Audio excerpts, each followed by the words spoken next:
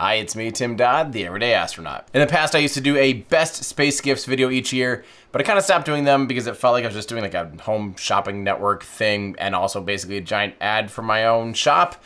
But you know, honestly, you guys keep asking for it over and over, and I figure it's time to do another one because I do know it helps you and your loved ones. Okay, let's just get this out of the way right at the beginning. Let's start off by just shilling our own shop here, everydayastronaut.com/shop. It is, of course, the best shop for space nerds, and we've got a ton of new cool stuff, and it's our biggest sale we've ever had on the shop as well, including our incredible 1/100 scale metal Falcon 9 model rockets.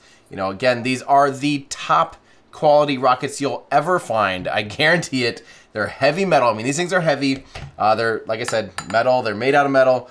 Extremely well built. I do love that, of course, you know, you can take them apart. You can actually use them. You can play with the grid fins. You can take the legs up, take them and fold them in.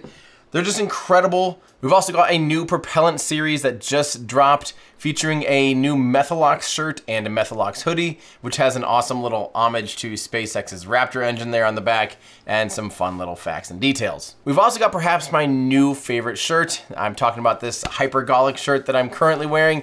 The back features a ton of fun details. We've also got an awesome new Hypergolic Nalgene water bottle and a sick new Hydrazine mug too.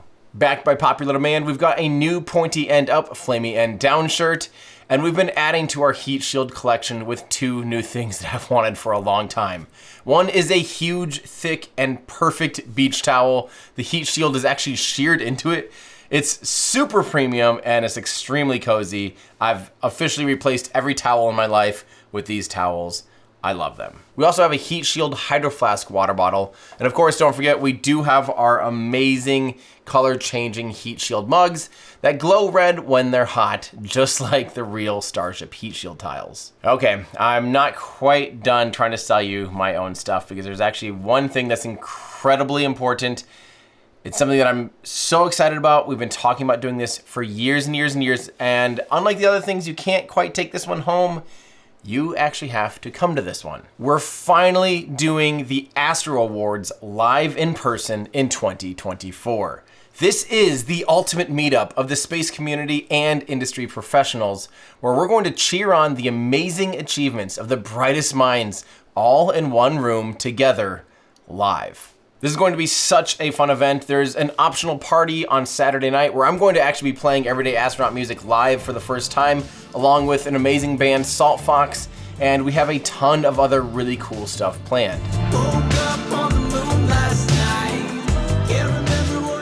There will be meet and greet opportunities, VIP lounges, and even the potential to have dinner with myself and the Astro Award nominees. Because that's right, we actually are inviting all of the nominees to come accept an award in person, get up on stage, maybe say a little speech, and we're going to highlight all the cool things they did to deserve an Astro Award in 2023. So put this in your calendar, January 13th and 14th, 2024 in Austin, Texas, in the Paramount Theater. Now this is a perfect theater for an event like this. We're gonna, roll out the red carpet. It's going to be a proper awards show ceremony. It'll also be live streamed on YouTube in case you can't make it, so get ready for that as well.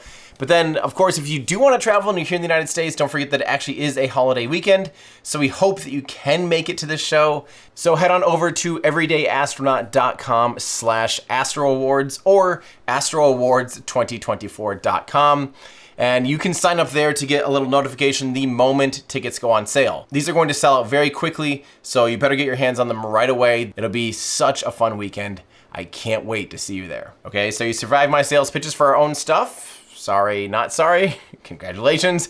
Now, we haven't done one of these in a while, so here's a list. Some of these might be repeats from other years, but yeah, they're still awesome things, so here you go. First off, there's been some great books that have come out lately that I've really enjoyed personally. We have Eric Berger's Liftoff, Ashley Vance's When the Heavens Went on Sale, Lori Garver's Escaping Gravity, Walter Isaacson's Elon Musk biography, Lauren Grush's The Six, Haley Arsenault's A Wild Ride, and Amy Shira Title's Fighting for Space. For the younger readers, I'm a big fan of Emily Calandrelli's Adelaide series of books.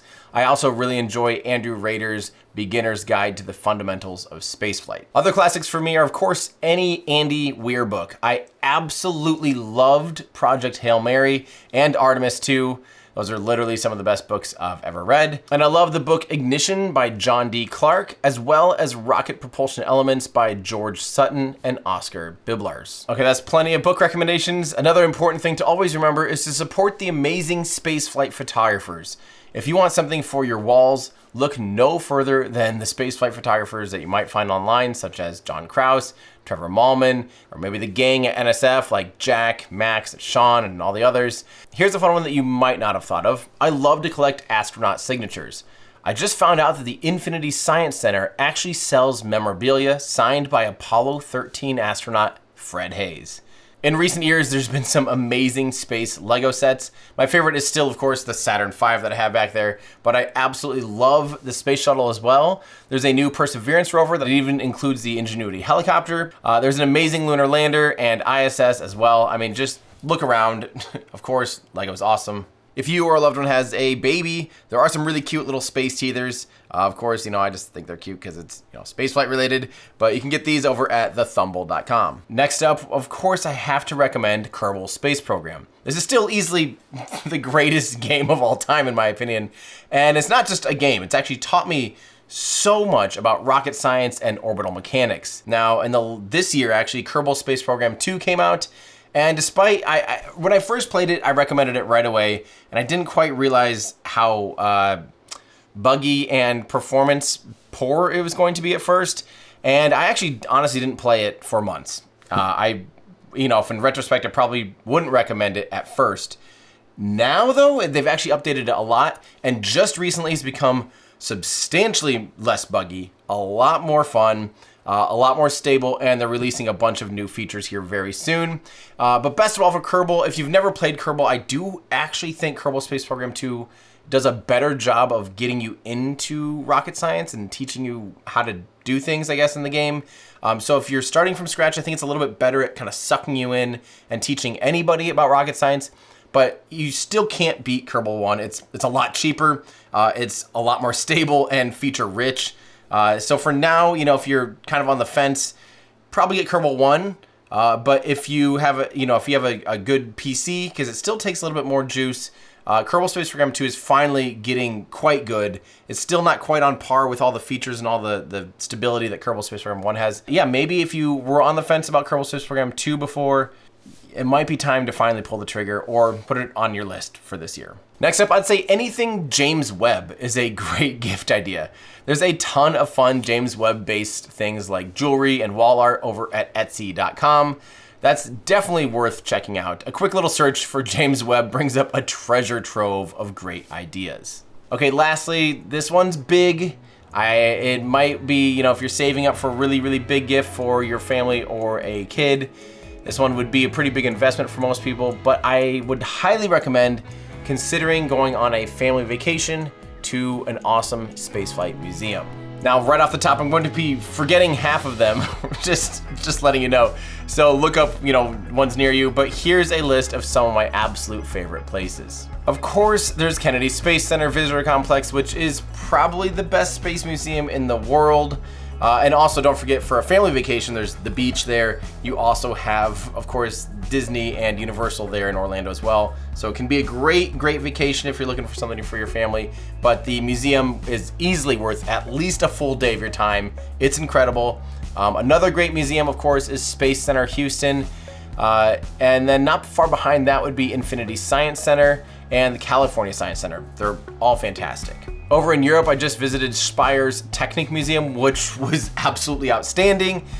Beyond just spaceflight, it's one of the best museums I've actually ever been to. I loved so much of it. Highly, highly recommend. Of course, in the United States, there's the Smithsonian Air and Space Museum, both at the National Mall and then out by Dulles Airport, and both of them are incredible. If you see one, you have to see the other.